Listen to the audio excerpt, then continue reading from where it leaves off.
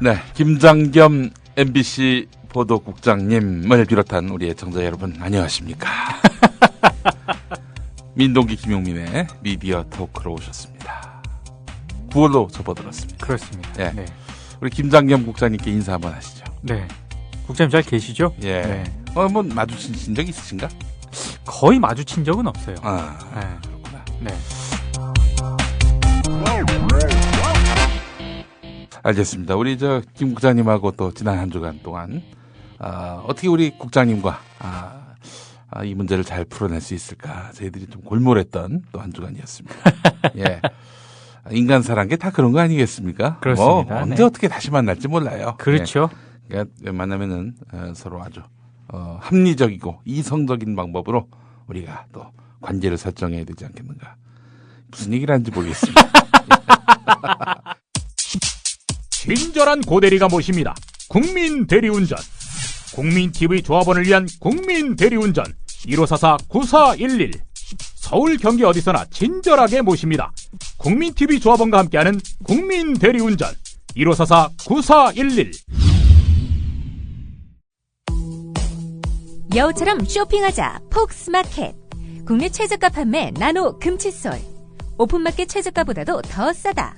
국민의 48%가 살 때까지 단돈 1만 원에 무조건 무료 택배로 드립니다. 치약의 혁명 N47 플라즈마 치약. 기면활성제, 방부제, 사카린을 전혀 사용하지 않았습니다. 일반 치과 판매가보다 무려 70% 저렴하게 드립니다. 국민TV와 함께하는 참 좋은 쇼핑몰 폭스마켓.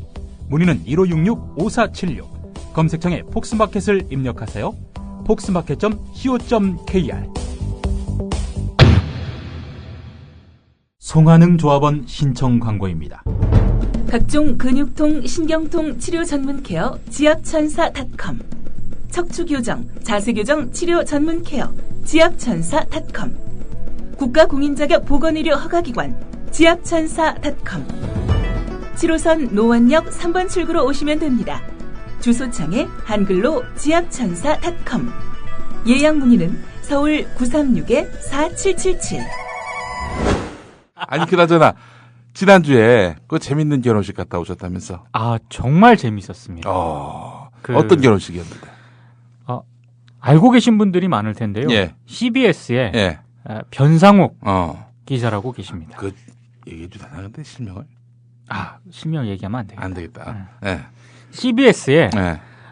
지금은 저 간부를 하고 계신데 좀 유명한 기자분이 계십니다. 네. 그럼 또 다 알아. 그래? CBS가 뭐 MBC인가 뭐 김장겸 국장님처럼. 민경중도 있잖아. 민경중. 민경중 있구나. 민경중 국장님은 아니지. 아니 딸이 고등학생이가 그래. 맞아.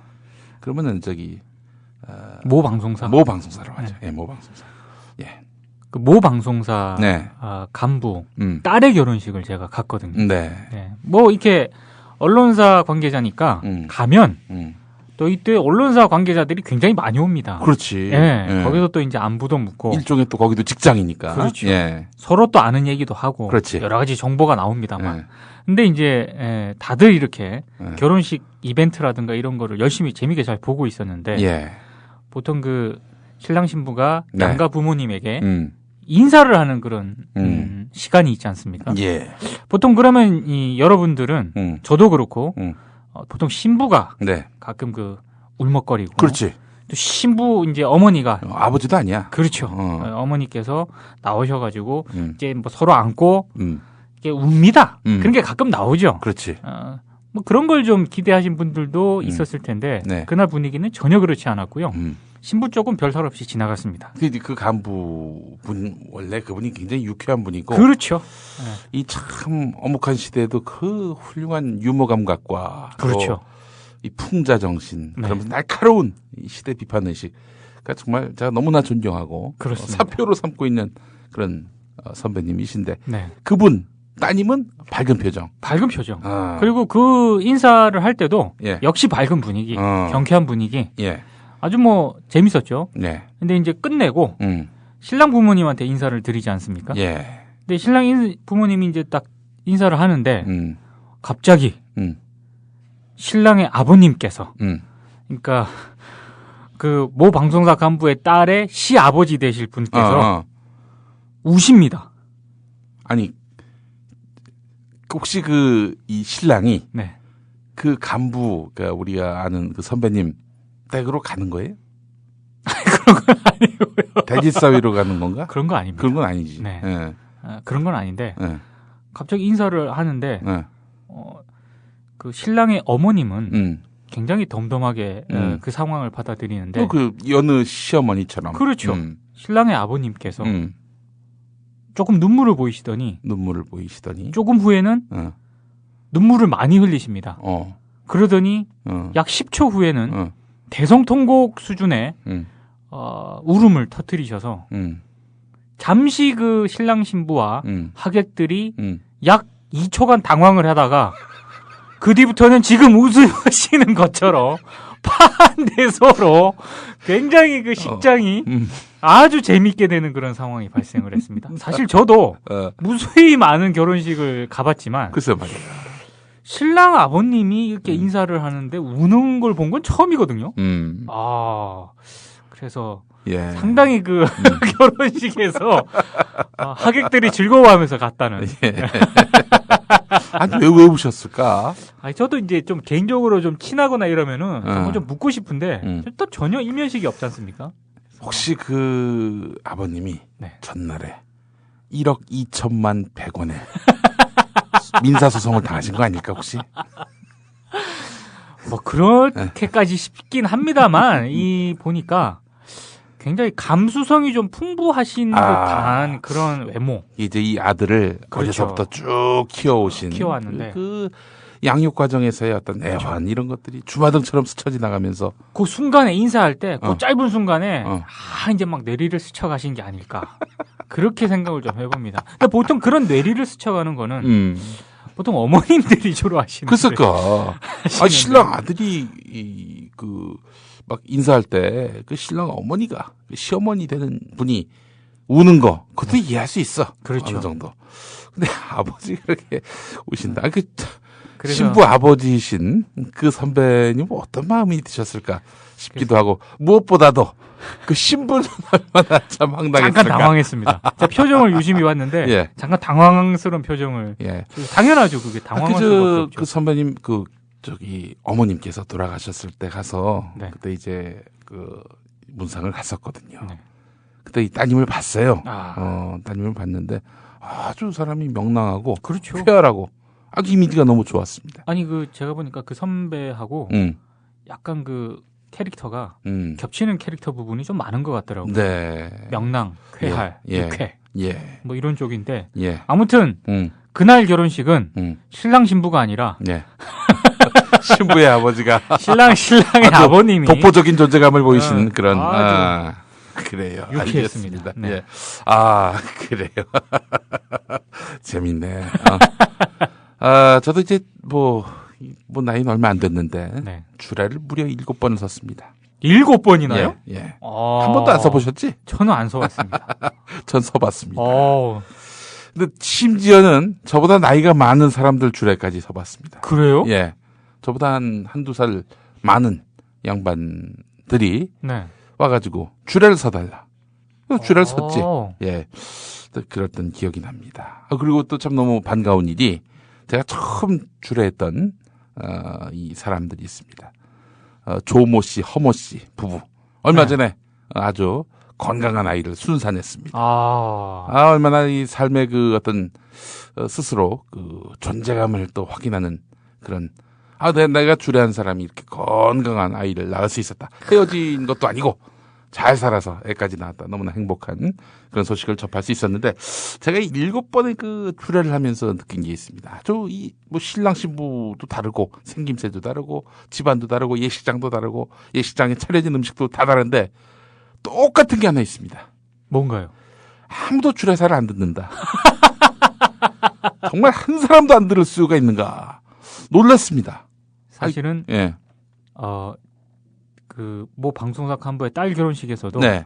주례사는 인기가 제일 없었습니다. 이 주례사 누가 했어요? 모 대법관께서 그날 하셨는데 현직 대법관? 그렇습니다. 오, 그래요? 뭐 개인적으로 연이 좀 있으신가 봐요. 근데 이제 사실 뭐 개인적인 얘기를 잠깐 하면 예. 제가 결혼할 때 예. 그 주례를 서신 분이 계십니다. 그분이 이번에 딸 결혼을 한 모 방송사 간부입니다. 다시 뭐라고? 그러니까 제가 결혼할 때 주례를 맡으셨던 분이 예. 결혼식에 신부의 그 간부께서 간부. 주례를 맡으셨는데 예. 저도 기억 안 나죠? 납니다. 기억이 나요? 무슨 말씀하셨는데? 왜냐하면 예. 그때 제 결혼식에 오셨던 분들 중에 똑같이 공통적으로 하신 얘기가 있습니다. 네. 저의 결혼식의 하이라이트와 주인공은 주례사였다.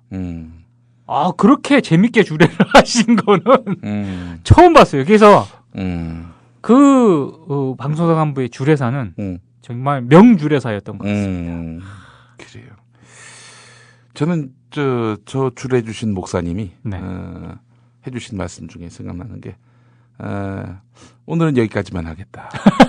한 3분 하시다가 말았어요. 3분 네. 하시다가. 그래서 너무 감동적이어가지고 네. 그 멘트는 기억이 납니다만 나머지는 기억이 안 나는데 예, 뭐 인생이 다 그렇죠. 뭐. 자, 우리가 너무 서설이 길었습니다. 그렇습니다. 무려 9분을 이렇게 때웠네. 예. 그래요? 자, 우리 또 소송 얘기를 안 할 수가 없습니다. 우리 MBC 김장겸 보도국장님께서 저희에게 민사소송을 거셔가지고 네. 저희가 또 이제 나름대로 대응을 하려고 무척 애를 쓰고 있는데 뭐 추가적인 이야기 있습니까? 아니 뭐 추가적인 이야기라기보다 예. 저희가 이제 조만간 신경민 민주당 최고위원을 한번 만나보려고 합니다. 신경민 민주당 최고위원이 누구냐? 당시 김장겸 국장, 현 국장의 상사였습니다. 그렇습니다. MBC 보도국 국제부장이었죠. 신경민 당시 의원께서. 2003년 그 사건 때 국제부장이었죠. 그 빌 게이츠가 네. 사망했다는 속보가 나왔을 당시에 국제부장이었고 담당부장이었습니다. 하지만 그렇습니다. 책임은 신경민에게 없습니다. 그렇죠. 왜냐하면 그분은 그때 회의를 들어가서 네. 사정이 뭔지 전혀 몰랐어요. 그럼 누가 최종 결재를 했느냐? 그 방송 나가도록. 바로 김장겸 국장이십니다. 그렇습니다. 예. 그거 보니까 소장에 나와 있더만 그렇게. 그렇습니다. 예. 네. 기사를 쓴 기자는 있긴 한데 네. 최종적으로 방송에서 출고된 것은 김장겸 국장의 OK가 있었기 때문에 가능했다라는 게 소장에 나와 있는 내용 아니겠습니까? 그렇습니다. 예. 그래서 그 당시 상황은 어떤 것인지 우리 신경민 최고위원을 만나서 좀 소상한 이야기를 들어가지고 또 네. 나름대로 이렇게 대응을 해야 되지 않겠는가 그렇죠. 그런 생각이 듭니다. 예. 그리고 또, 예. 이게 정확하게 확인이 안 되는데 예. 저를 상대로 또 별도로 예. 김장겸 보도국장이 형사소송을 형사소송 제기를 했다라는 얘기가 있어서 예. 저희 미디어 오늘의 정철훈 기자가 네. 그 민사소송을 담당하고 있는 상대방 변호사 있지 않습니까? 네. 그 변호사한테 확인을 요청을 했는데 예. 자기도 그런 직접 김장겸 국장이 음. 저에 대해서 형사소송을 한 것으로 알고 있다 자기도 예. 이렇게 얘기를 했다고 합니다. 네. 그래서 그냥 저는 응. 별도로 또 저에게 소송을 걸었구나 이렇게 알고 있는데 음. 아직 형사소송과 관련해서 저에게 뭐 연락이 오거나 뭐 조사를 받으라 뭐 이렇게 온 게 없는 상황이기 때문에 그거는 좀 지켜봐야 될 것 뭐 같습니다. 고소고발이야. 뭐 대한민국 국민으로서 그렇죠. 권리니까 뭐 네. 그걸 우리가 뭐라고 할 수는 없는 거고. 그렇죠. 예. 자, 그런데 이제 이런 건 있습니다. 이게 이제 그 김장겸 국장님의 그 논리를 보자면은 아니 기사를 쓴 기자가 따로 있는데 왜 나한테 그러느냐? 그렇죠. 왜 빌 게이츠 오보가 김장겸의 작품이라고 말할 수 있느냐? 네. 이거 아니에요 한마디로 얘기해서. 그렇죠. 소장에 보면 그렇게 나와 있습니다. 그렇다면은 이 그 빌 게이츠 오보의 그 책임자는 또 실질적인 작품 제조자는 그 기사를 쓴 기자란 얘기 아닙니까? 그렇습니다. 그죠? 그러면 그 기자에게 모든 책임을 물어야지 왜 데스크였던 나를 갖고 그러느냐? 이런 논리 아닙니까? 그렇게 얘기를 하고 있죠. 아니 그렇다면은 고소는 나만 해야지. 김용민만 해야지. 왜 우리 김성훈 이사장을 걸어? 김성훈 이사장은 저기 그때 캐나다에 있었어요. 무슨 방송이 나갔는지도 알지도 못해. 아니, 이거 말이 그렇잖아. 논리대로 보면 그런 거 아닙니까? 그렇죠. 아니, 나 참, 그 양반이 뭘 한다고? 그래, 하여튼 소송이야 대한민국 국민의 권리라 하니, 그렇게 저희도 나름대로 그런 뜻으로 알고 한번 잘 대응해 보도록 하겠습니다. 그렇습니다. 예. 네. 지난 4월 검찰총장이 인사청문회에서 딸 하나만 두고 있다고 밝혔던 최동욱 총장. 그러나 최 총장에게 11살 된 혼외 아들이 있다고 조선일보가 보도했습니다. 이 아들은 최 총장이 대검찰청 마약과장으로 근무하던 지난 2002년 동갑 A씨와의 사이에서 태어났습니다. 최 총장과 A씨는 1999년 최 총장을 처음 만났고 10여 년간 혼외 관계를 유지한 것으로 전해졌습니다. 당시 최 총장은 다른 후보들보다 재산이 상대적으로 적고 본인과 자녀의 병역 문제가 없었다는 점이 장점으로 작용해 인사청문회를 무난히 통과했는데 혼외 자녀 문제가 불거지면서 국민을 속였다는 비판을 피할 수 없게 됐습니다. 이에 대해 대검찰청은 사실무근이라고 밝혔습니다. 자, 오늘 아주 어마어마한 그런 보도가 나왔습니다. 오늘 언론계 최대 이슈입니다. 이거. 우리 조선일보가 이석기 구속 그 다음날 아침에 이석기가 잊혀질 그날 아침에 그렇죠. 화두를 또 던지셨어요. 네. 예, 우리 누구야? 최동욱 검찰총장. 최동욱 검찰총장이 불륜을 저질렀다는 거 아닙니까? 그렇죠. 혼외 아들이 있었는데. 혼외 아들이 있는데 이 혼외 아들, 이 아들의 실존을 보도하면서 최동욱 총장이 말하자면은 이 도덕성 허술하게 검증받았다. 이런 점을 또 제기하고 나섰어요. 그렇죠. 예. 자, 저는 이 사실을 예. 출근하면서 이렇게 봤는데 예. 혹시나 싶어가지고 저 트위터에 언론인들이 이렇게 예. 리스트화되어 있는 그게 있거든요. 예. 보니까 아니나 다를까 예. 이 조선일보 일면 기사 가지고 예. 난리더라고요. 막. 네?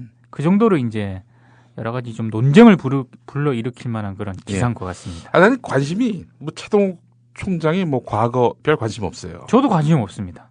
물론 이제 검찰 총수로서의 도덕성 문제와 관련해서는 우리가 굳이 논의하지 않더라도 많은 분들이 얘기하니까 나는 이 조선일보에 이 정보를 갖다 준 사람이 누군가. 그렇죠. 난 이게 관심이에요. 우리 민동기 선배도 그게 관심일 거 아니야. 저도 관심이고. 예. 사실은 이 보도 배경을 예. 저희가 취재를 했습니다. 보도 배경을 취재를 했는데 역시 미디어 오늘의 예. 최고 조선일보 저격수 정철웅 기자. 네.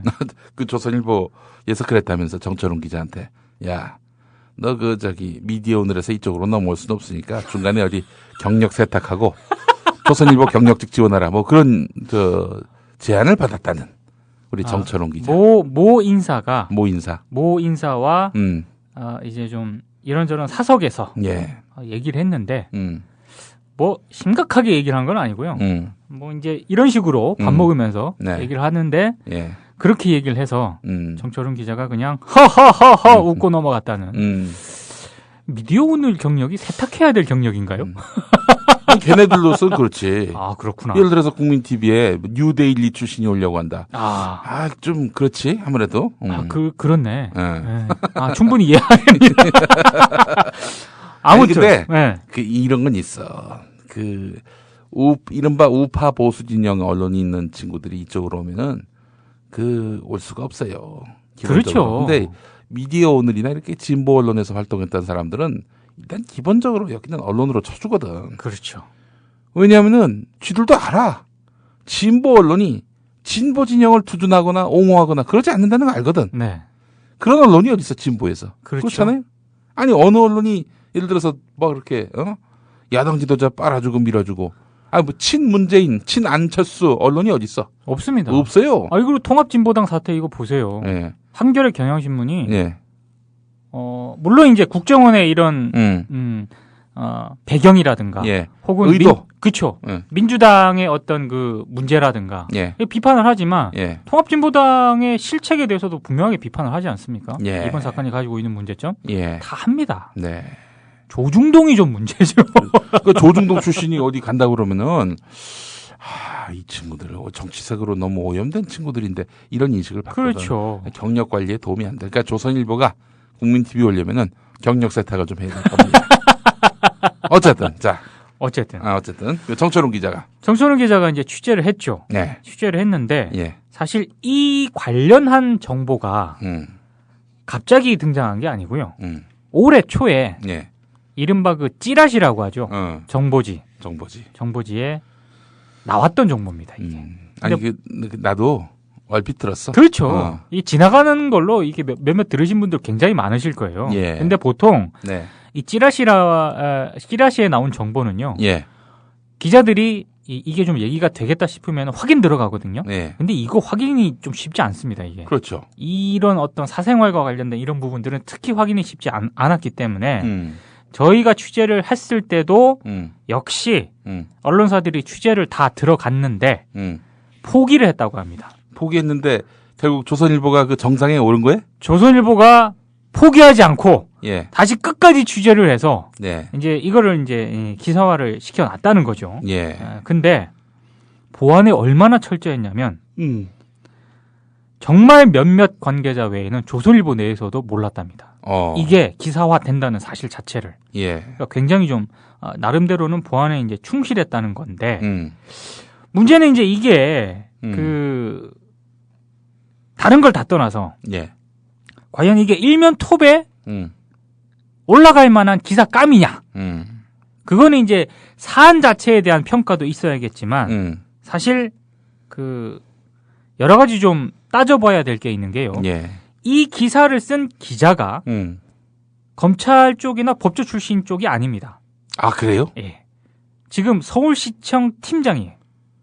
서울시청 팀장이야? 전혀 우리가 흔히 얘기하는 MBC 기사 같은 걸 쓸 때 보통 MBC 담당이 합니다. 예. 근데 우리가 상식선에서 생각하기에는 최동욱 검찰총장과 관련된 기사인데 서울시청 팀장이 이 기사를 쓴다? 이건 좀 이상하죠. 그렇죠. 그러니까 뭐 박원순 시장 쪽에서 흘렸을 정보일 리는 없을 것이고. 그런 정보가 그쪽에 있을 리는 없고요. 예. 다만 이제 이런 경우를 할 때가 언론사들이 종종 있는데 왜 이러냐면 예. 그 기사를 쓴 사람이 직접 바이라인 이 기명을 쓰게 되면 예. 이른바 그 해당 기사의 소스, 출처, 취재원 이게 정말 좀 세게 한번 취재를 하면 나올 수도 있거든요. 그렇지. 그렇죠. 이 민동기 기자 딱 나왔단 말이지. 근데 무슨 국민 TV 관련한 기사가 나왔다. 그러면 친한 김용민이 통해서 들은 얘기겠구만. 이게 쫙 리스트가 가능합니다. 그렇지. 이 정보를 제공할 만한 취재원 리스트. 그러면 이게 들어가면 나올 수도 있습니다. 예. 그러니까 이것을 가리기 위해서 그렇게 했을 가능성이 있다. 예. 뭐 이런 게 있고요. 예. 또 하나는 뭐 정말로 정말로 이 해당 기사를 쓴 기자가 예.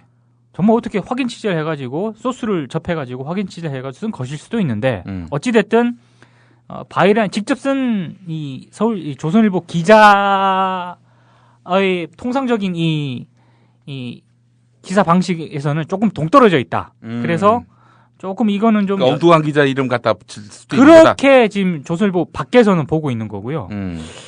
또 하나는 이게 지금 이 해당 기사 이 주요 소스가 이 최동욱 검찰총장 사생활과 관련된 이 정보가 네. 아까 김용민 PD가 얘기한 것처럼 예. 과연 이런 정보를 조선일보에 갖다 줄 곳이 어디인가?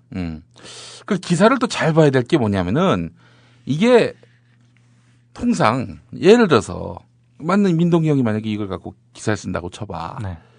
그러면은 이 후폭풍을 염려 안 할 수가 없어요. 기본적으로. 엄청나죠. 그러니까 이게 팩트 체크를 여러 번 해야 되는 건 물론이고 그렇죠. 최종적으로 출고할 때에도 분명히 이거는 이제 상당 부분 빠져나갈 구멍을 만들어 놔야 된다고. 이를테면은 뭐 그렇게 의심된다. 의혹이 제기됐다. 혹은 의혹이 뭐 나온다뿐만 아니라 뭐 누가 주장했다. 그렇죠. 뭐 이렇게. 네.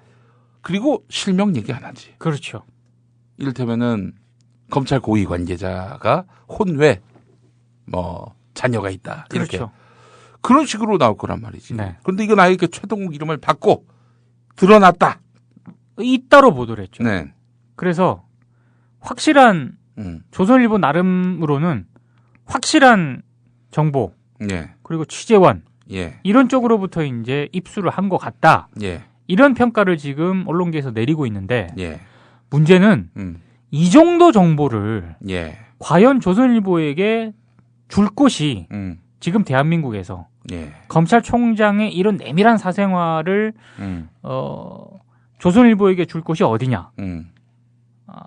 정철은 기자와 미디어오늘 취재에 따르면 두 곳밖에 없다. 두 곳. 두 곳이 어디? 국정원. 국정원. 아니면 청와대. 아유, 뭐, 그게 정말 삼척동자도 다 알고 나는. 물론 조선일보는, 뭐, 여기에 대해서 명확한 입장을 밝히지는 않았습니다. 네. 근데, 다만, 이번 건으로 안 끝날 수도 있다는 그런 얘기가 나오고 있는 게. 이번 건으로 안 끝날 수도 있다. 네. 일단, 최동욱 검찰총장은 전혀 모르는 일이다. 강력히 부인을 하지 않았습니까? 예. 그러니까 부인을 계속 하고 있으니까. 네. 조선일보 쪽에서 예. 다른 증거를 가지고 있고, 그러니까 이 증거는 확실하다. 예. 그리고 그러면 더 확실하지. 그렇죠. 국정원 아니면 청와대로부터 그 소스 얻은 거다. 확실하죠. 그러니까 최동욱 검찰총장이 계속 부인을 하면은 후속 보도를 내보낼 수도 있다는 얘기가 조선일보에서 지금 나오고 있어요. 아니 글쎄요. 그러니까 그 살라미 전술이라고 하잖아. 그렇죠. 다 드러내는 것이 아니라 잘게 쪼개가지고 이거 먼저 터뜨리고 저쪽 반응 봐서 또 다음 터뜨리고 이럴 가능성이 대단히 높지. 그렇죠. 근데 최동욱 총장이 오늘 아예 대놓고 뭐 아예 단정적으로 부인했잖아요. 네. 그러니까 이 사실관계 여부는 이걸 노린 거 아닌가? 그러면은 조선일보하고 최동욱 사이에 진실 게임으로 질질 끌면서 사람들로 하여금 국정원의 선거 부정을 잊어버리게 만드는. 그럴 수도 있고요. 제가 보니까 예. 어찌됐든 최동욱 검찰총장이 검찰을 지금 이끈 이후부터 예. 사실 그 국정원 개혁이라든가 예. 이런 부분에 대해서 예. 좀 미흡하긴 하나 예. 나름 속도를 내면서 끌고 온 건 분명히 있습니다. 그런 것 때문에 예. 조선일보라든가 이런 보수 언론들과 일정 부분 마찰이 있었고요. 제가 봤을 때 아예 지금 검찰의 여러 가지 그 권위라든가 영향력 이런 도덕적 측면에서 문제 제기를 해가지고 예. 앞으로 국정원 개혁 자체를 검찰이 끌고 나가지 못하도록 그러니까 완전히 흔들어 버리는 거죠. 그 최동욱 봐라. 그렇죠. 야 검사들 니들 일개인 다 털면은 뭐 안 나올 친구 있겠냐? 뭐 이런 그 모종의 그렇죠. 무언의 시그널이 이제 간 거다. 그리고 아까 그 시점을 얘기를 하지 않았습니까? 네. 이 이석기 의원이 네. 딱 구속되고 난 다음 날 이석기가 무대에서 퇴장하자마자 딱 퇴장하자마자 이거를 터뜨렸잖아요. 네. 근데 정철웅 기자가 취재를 하니까 예. 이미 3일 전에 예. 기사가 등록이 돼 있었어요. 3일 전. 3일 전에. 3일 전에 기사가 등록이 돼 있었다는 거는 이미 스탠바이 하고 있었다는 얘기구만. 그렇죠. 3일 전에 기사가 등록이 돼 있었는데 왜 지금 나갔을까? 예. 긍정적으로 보면은 이렇게 해석이 가능하죠. 예. 계속 크로스 체크를 해서 확인을 했다는 얘기죠. 그동안. 그런데 네. 또 다르게 해석을 하면 예. 이제 이석기가 구속되고 난 이후에 구속될 것을 염두에 두고 그럼 이후 어떤 판을 가지고 지금 아무리 봐도 자기들이 봐도 그렇죠. 국정원 선거부정 따로 이석기 건 따로 이렇게 보는 정서가 국민들 사이에서 이미 확실하게 뿌리 내리다 보니 그렇죠. 이석기 건이 사라지면은 자연스럽게 다시 국정원 선거부정 국면으로 돌아오게 될 가능성이 높아지니까. 왜냐하면 이석기 의원은 이게 지금 구속이 됐지 않습니까? 예. 그러면 이제 지루한 법정 공방을 해야 되거든요. 그렇지. 그러면 이슈에서 당분간 사라집니다. 그렇지. 이렇게.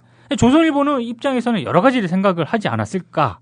저는 이렇게 한번 나도 조선일보로부터도 고소당한다. 아니 뭐 그렇게 뭐 우리가 소설을 써본다는 얘기지 뭐 실제로 그렇다는 건 아니고. 아니 이거는 충분히 그 가능성을 좀 제기를 해볼 수 있는 게요. 3일 전에 등록을 하고 딱 이석기 의원이 구속이 되고 났을 때 터뜨렸다. 예. 물론 세심하게 크로스 체크를 했다 이렇게 볼 수도 있고 예. 또 한편으로는 이렇게 해석을 할 수도 있다는 거죠. 예. 예. 그래요. 크로스 체크를 누구한테 하나는데? 저는 뭐 누구한테 한다기보다 과연 이런 고급 정보를 누가 이렇게 흘렸을까?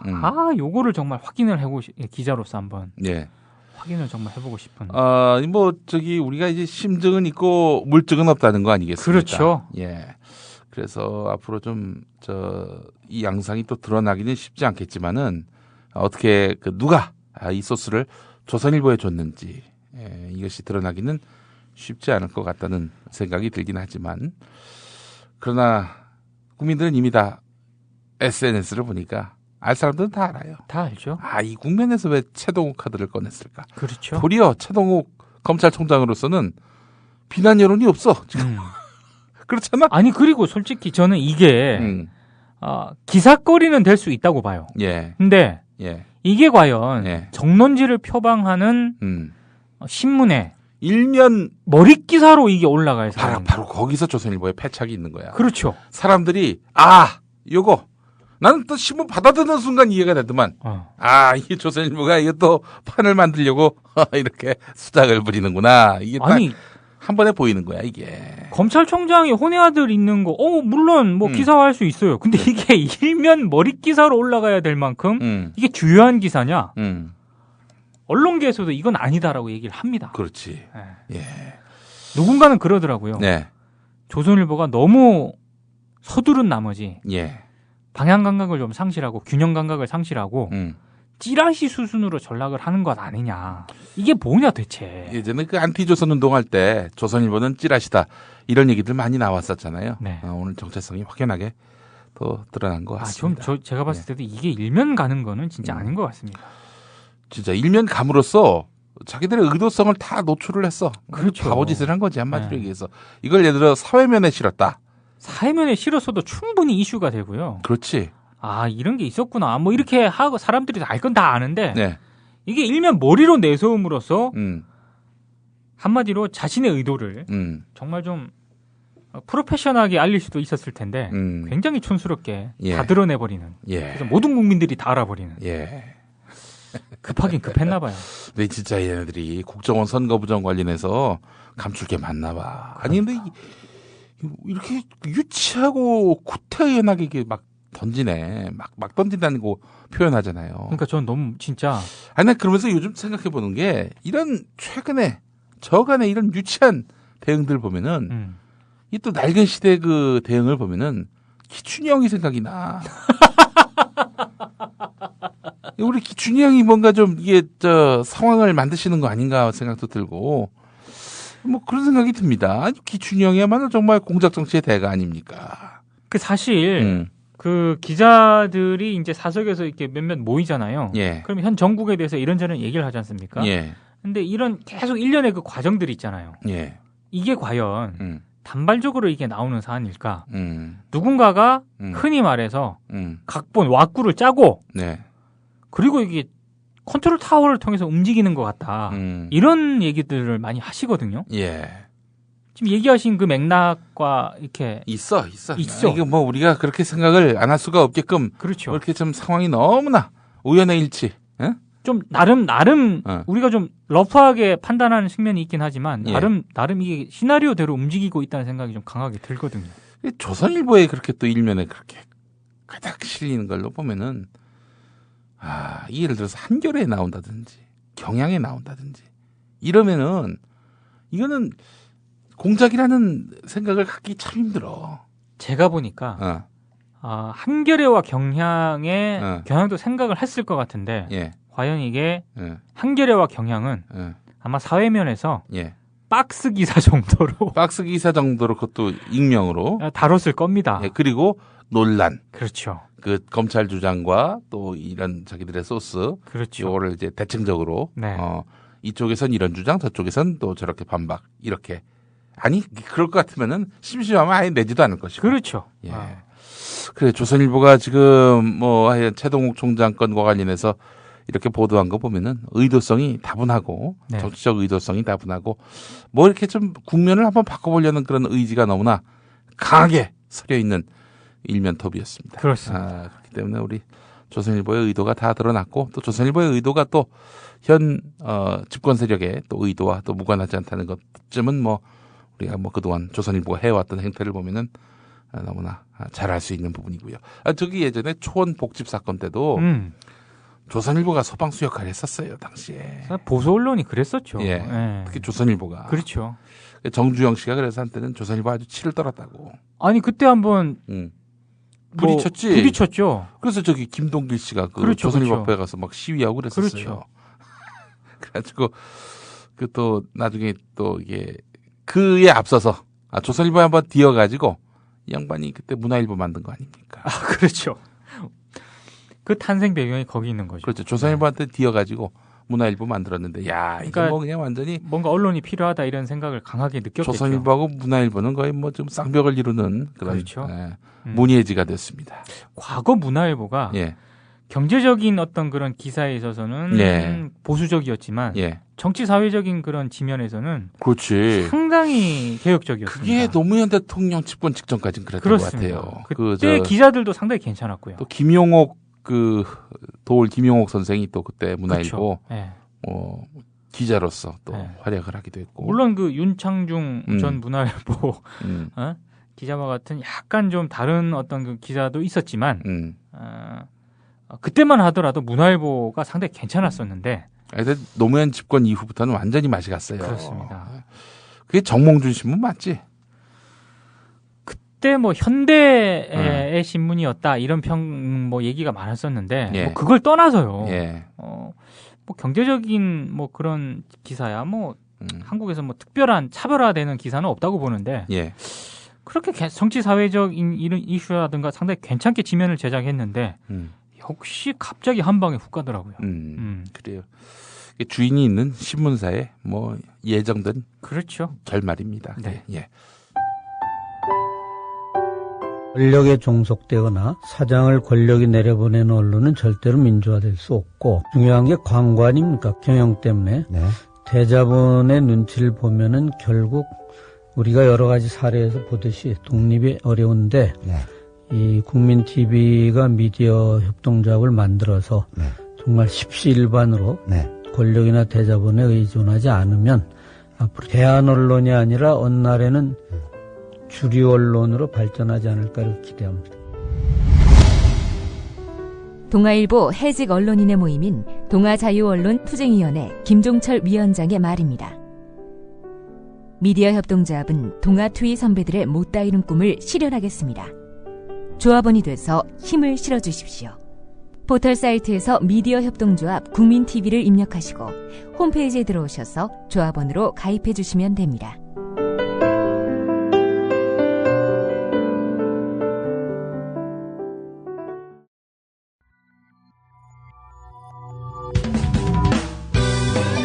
미디어를 알아야 미디어에 먹히지 않는다. 저쪽에 이명박근혜가 있다면 이쪽에 민동 김용민이 있다.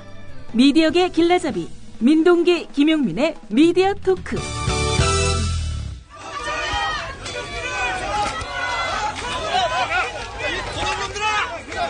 도둑놈들아! 저 사건! 잠깐 먼저 개도불평만 행사하실 겁니까? 내가 한 번은 조작이다! 이렇게 폭력적으로 예상하셨어요! 누구에 대해서 예상하셨어요? 구속될 거 예상하셨어요? 이석기 건과 관련해서 네. 녹취록 보도 어떻게 생각하세요? 사실 이 녹취록 보도라든가 예. 이 이석기와 관련된 이런 사안 자체를 예. 어떻게 볼 것인가 이거 가지고도 미디어널 내부에서도 굉장히 다양한 스펙트럼이 있고요. 예. 매일 저희가 회의를 하거든요. 예. 여기서도 상당히 격론이 벌어집니다. 예. 네. 아니 뭐 NLPD 요즘 뭐 그런 건 없잖아요. 그런 건 없는데 예. 이걸 과연 어떻게 볼 거냐? 예. 이 사안 자체를. 예. 여러 가지 좀 경론이 벌어지고요. 예. 이 녹취록을 한국일보가 공개를 했지 않습니까? 예. 근데 과연 이거를 보도를 하는 게 온당하냐 마냐. 근데 거의 그 취재 기자 입장에서는 예. 보도해야 된다 90%가 넘어요. 음. 일선 취재의 기자들도 그렇고. 예. 그 녹취록을 누구한테 받았겠어? 국정원으로부터 국정원이죠. 받았을 거 아니야. 네. 그럴 가능성이 높죠. 왜냐하면 다른 데서 그걸 어떻게 주겠습니까? 아 그렇다면은 만약에 최동욱 총장 건을 국정원이 줬다. 그럼 그걸 보도해야 되나? 그러니까 그런 문제가 계속 아니 이거나 저거나 뭐 최동욱 건은 좀 다를 수 있겠지만은 피의사실 공표 면에서 본다면은 그렇죠. 취재윤리 위반하는 거 아닌가? 맞죠. 피의사실 공표는 확실한 거고. 예. 그런 측면에서 취재윤리 위반도 맞는데. 예. 이거는 저 최동욱 총장 건은 뭐 피의사실 공표라고 말할 수는 없는 거고. 그건 아니죠. 예. 예. 하여튼 그것도 역시 뭐 마찬가지로 언론 윤리로 보자면은 그 대상자의 그 최소한의 인권, 방어권 이런 것들 전혀 보장 없이 그냥 공직자란 이유로 그냥 이름을 딱 까고. 그러니까 공직자의 사생활이잖아요. 네. 엄밀히 얘기해서. 예. 그러니까 검찰총장으로서의 지위, 업무, 역할 이런 것과 예. 혼외화될 문제가 뭔 상관이냐. 예. 솔직히 뭔 상관이 있습니까? 사실 이걸 문제 삼을 수 있는 사람은 네. 뭐 가족이라든가 예. 이런 부분에 있어서 그러니까 철저하게 개인적으로 문제가 될 수는 있을지 모르겠지만 예. 정확하게 지금 이 단계에서 조선일보 기사만 보면 이 단계에서 검찰총장으로서 뭐 역할이라든가 이런 부분에 네. 이게 뭐 치명적인 과오라든가 약점이 될까 저는 이런 생각이 좀 게다가 들거든요. 지금 국정원선거부정 관련한 그렇죠. 수사를 지금 지휘를 하고 있는데 또 게다가 이석기 건 수사도 하고 그렇죠.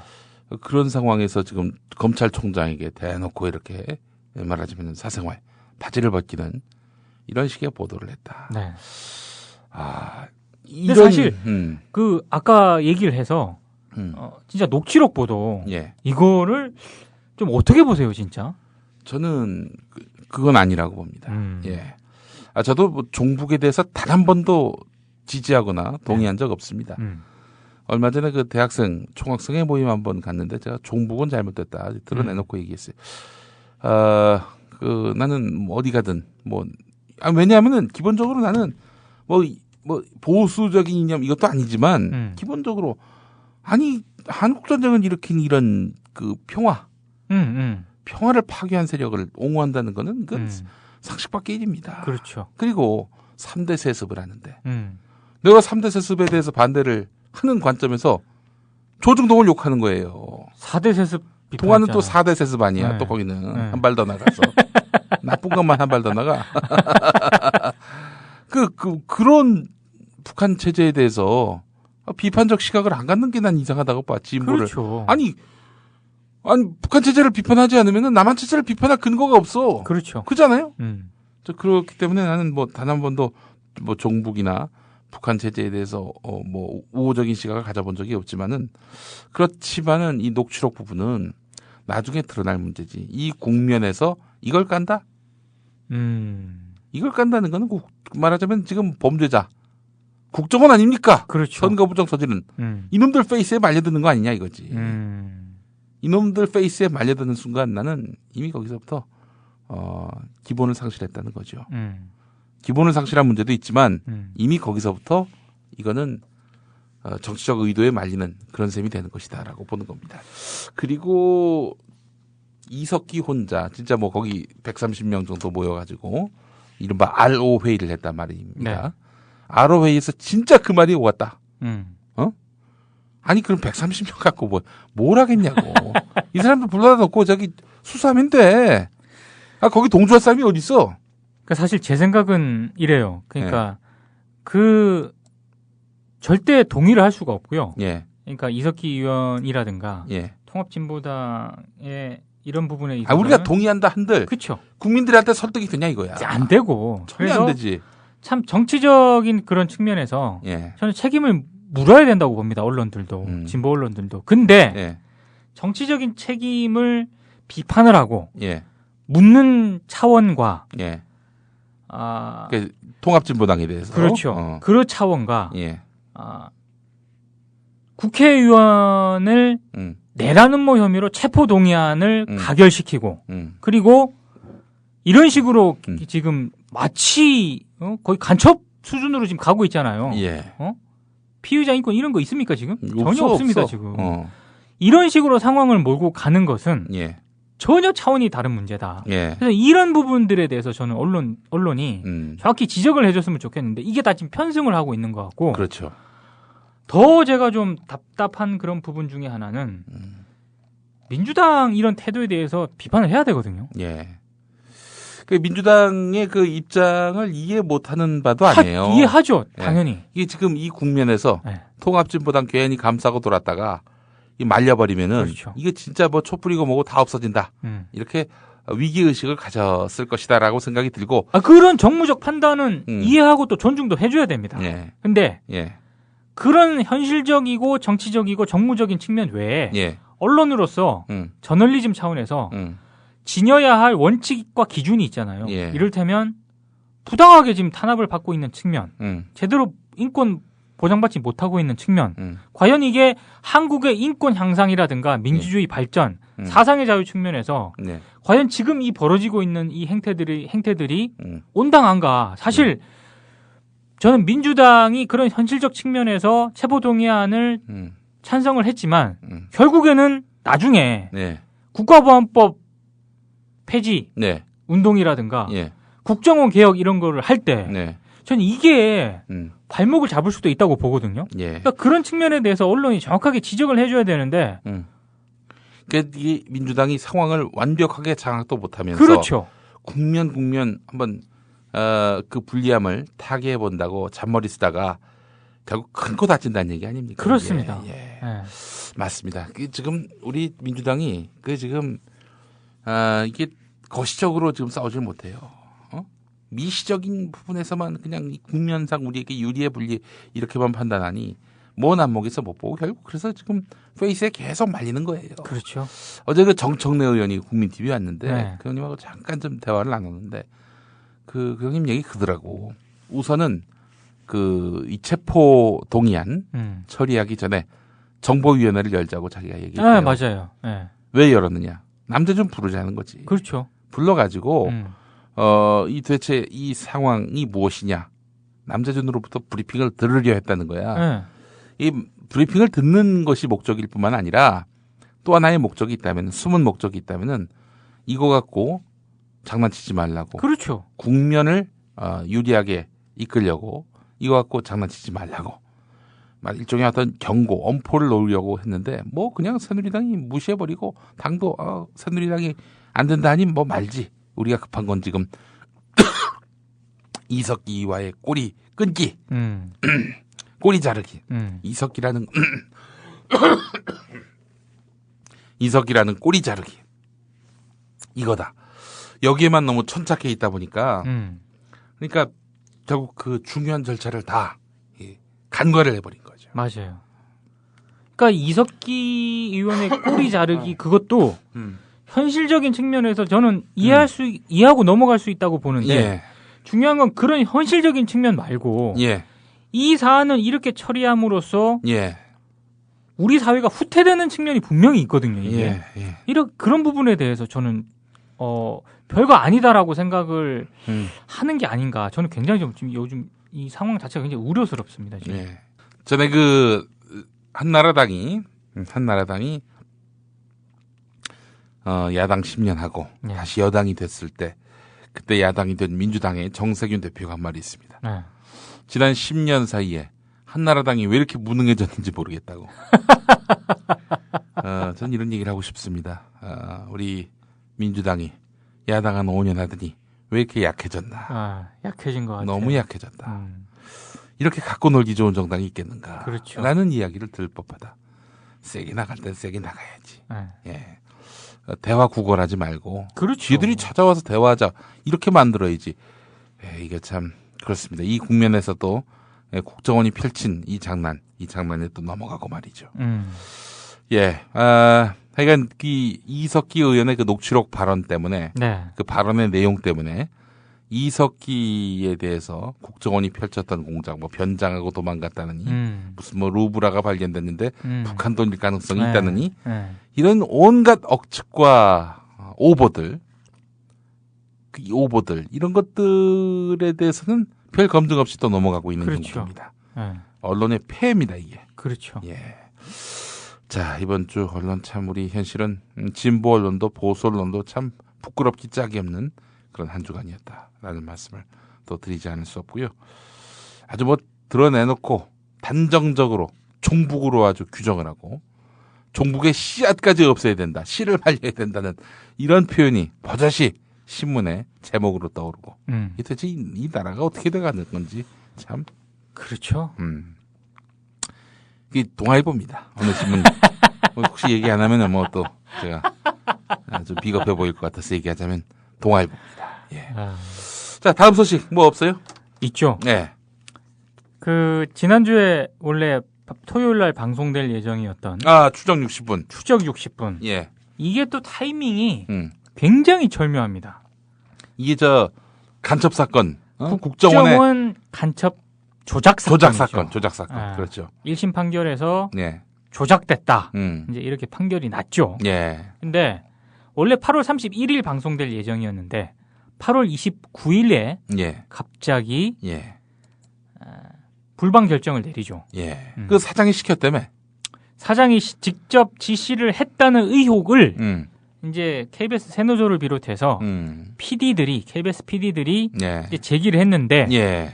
이게 뭐 대법원 판결까지 가봐야 된다는 둥 혹은 뭐 국정원 조사에서 이 신뢰에 타격을 줄 수 있다. 예. 뭐 이런 이유를 들어서 불방 이유를 이제 공식 비공식적으로 밝히지 않았습니까? 그러니까 이제 그 국정원 이 간첩 사건은 최종 법원의 판결이 날 때까지는 그렇죠. 지켜봐야 된다. 네. 이걸 섭불리 우리가 보도하면 안 된다. 그렇죠. 몇 년 뒤에 이제 해야 돼요. 그 논리대로라면. 이석기는 왜 그렇게 안 하지? 그렇죠. 응? 완전히 다른 기준을 적용하는 거죠. 이석기는 뭐 지들이 다 대법원 판결까지 냈어 지금. 아니 저기 재판도 안 들어가지 않았습니다 아직. 이석기 아니 같은 기소조차 지금 그러니까 안 된 기소조차 상태야. 안 됐는데 하여튼 그런 상황인데 추적 60분 갑자기 예. 어제 예. 시사제작국장이 네. 추적 60분 제작진을 부릅니다. 예. 이번 주에 좀 방송을 할 수도 있을 것 같다. 이래서 예. 지금 이 방송이 미디어 토크가 녹음이지 않습니까? 그렇습니다. 예. 죄송합니다. 왜 녹음하자는 거예요 지금? 저희 미디어는 오늘 오후에 예. 전체 일정이 좀 있습니다. 전체 일정 뭔데? 뭐 이렇게 유료화와 관련해서 미디어는 참 유료한다면서요? 그렇습니다. 부분 유료화인데 부분 유료. 이따가 또 그 얘기 한번 해보죠. 예. 부분 유료화 관련해서 이제 전체 일정이 있는데 그것 때문에 잠시 그 녹음을 하는데요. 예. 제가 이 방송 오기 전에 예.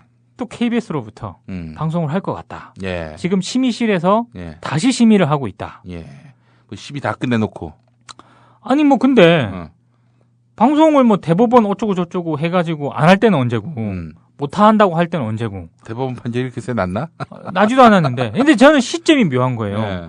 자, 이석기 의원이 딱 구속 결정이 났잖아요. 구속이 됐잖아요. 한 국면 끝났으니까. 한 국면 끝났잖아. 한 국면 끝나니까 조선일보가 최동욱 검찰총장을 칩니다. 근데 KBS는 갑자기 이제 추적 60분 이제 방송 하는 쪽으로 지금 검토를 하는. 야, 이 묘한 타이밍. 마치 선거 끝나고 나서 그 이겼어. 대선 전에 나왔던 그런 온갖 의혹들에 대해서 그렇죠. 수사를 하듯이 이제 한 파문이 이제 정리가 되니까 재미 다 봤다 이거지. 그렇죠. 그게 아닌가. 이런 얘기를 음. 실제 KBS 관계자분들도 하고 있습니다. 그러니까 용도가 딱 이 용도였다는 그런 해석이 충분히 가능하다. 그렇군요. 물론 아직 이 방송을 녹음을 하고 있는 이 시간에 예. 아직도 심의는 결론이 나지 않았지만 예. 다시 심의를 했다는 것 자체가 예. 방송될 확률이 90% 이상이라는 걸 의미한다. 예. 이게 KBS 사측 관계자 멘트입니다. 네. 예. 알겠습니다. 그러니까 내일이죠. 내일 추적 60분은 방송이 될 확률이 높기 때문에 방송이 되면 한번 보십시오. 네. 국정원이 어떻게 예. 간첩을 사건을 조작을 했는지가 예. 이 제작진이 3개월간을 추적을 했답니다. 예. 한번 보시면 좋겠습니다. 예. 이런 것들도 많이 봐줘야 합니다. 그렇습니다. 예, 많이 봐줘야 하고 또 그렇게 해서 국정원을 좀 긴장시킬 필요가 우리에게 있는데 그 국정원은 진짜 고삐 풀린 망아지예요. 검찰도 마찬가지죠, 솔직히 얘기해서. 왜냐면은 네. 뭐 검찰 또 국정원 뭐 솔직히 얘기해서 이 사람들 정권이 갑자기 문재인 정권으로 바뀐다? 그래도 그 자리는 보장됩니다. 그렇죠. 그 권력도 유지됩니다. 그렇습니다. 그런데 대통령은 말이죠. 권력을 잃으면 야당이 됩니다. 별 볼 일 없어집니다. 정치인은 비정규직이고요. 네. 국정원, 검찰에 있는 요원들, 검사들은 정규직입니다. 사실은 그 사람들은 심판도 안 그렇죠. 받지 않고 그 사람들은 심판받지도 않고 그 권력을 계속 유지하고 있습니다. 그렇죠.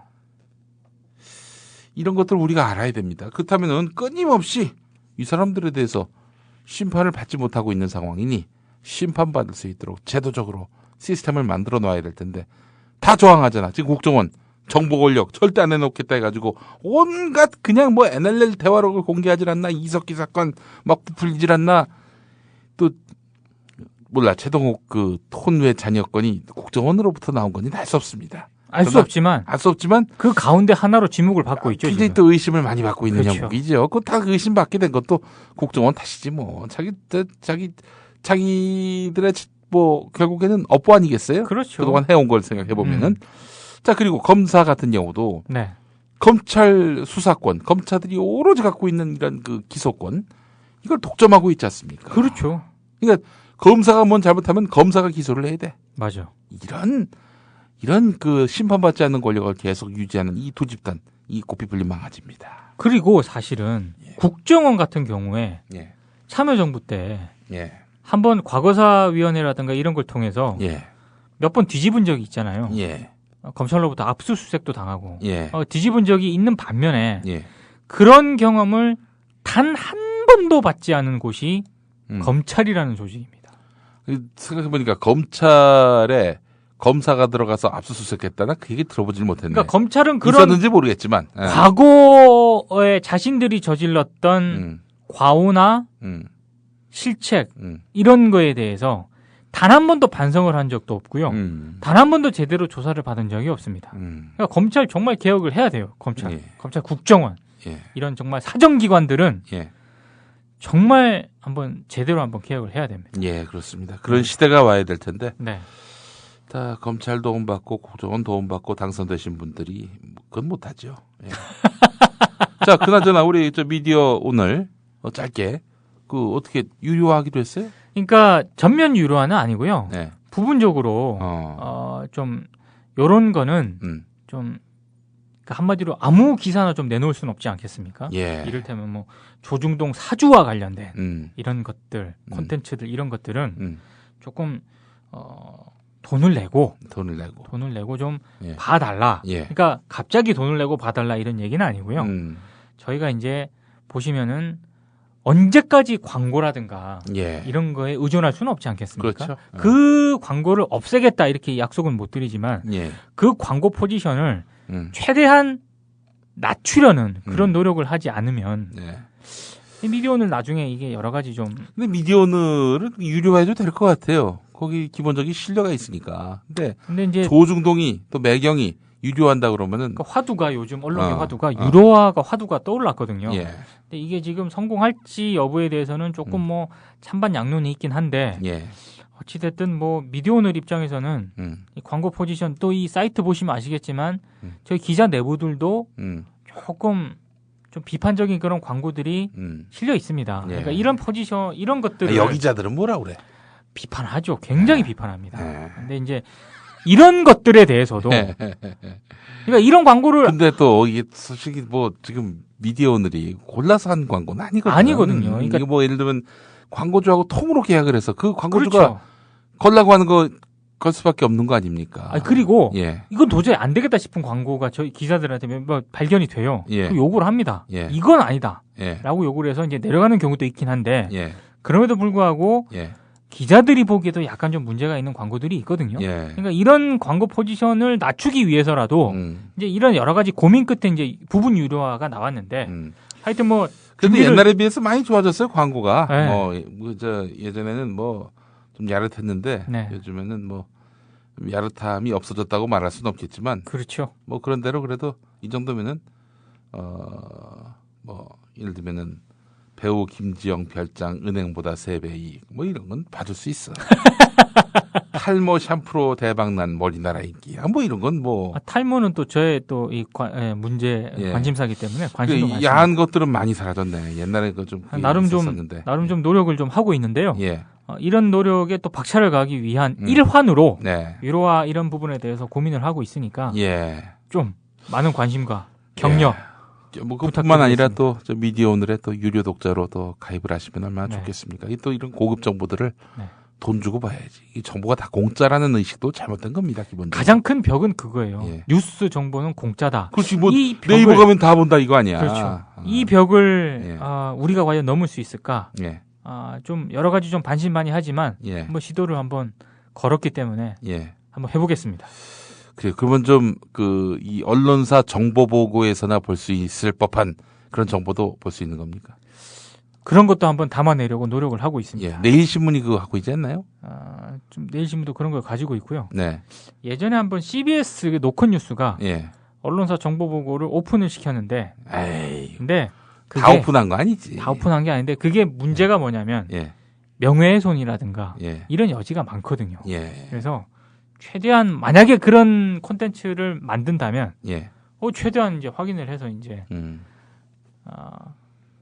좀 독자들에게 제공하도록 노력을 해야겠죠. 조중동 매경 그 유료화가 이제 시동을 걸기 시작했는데 네. 전망 어때요?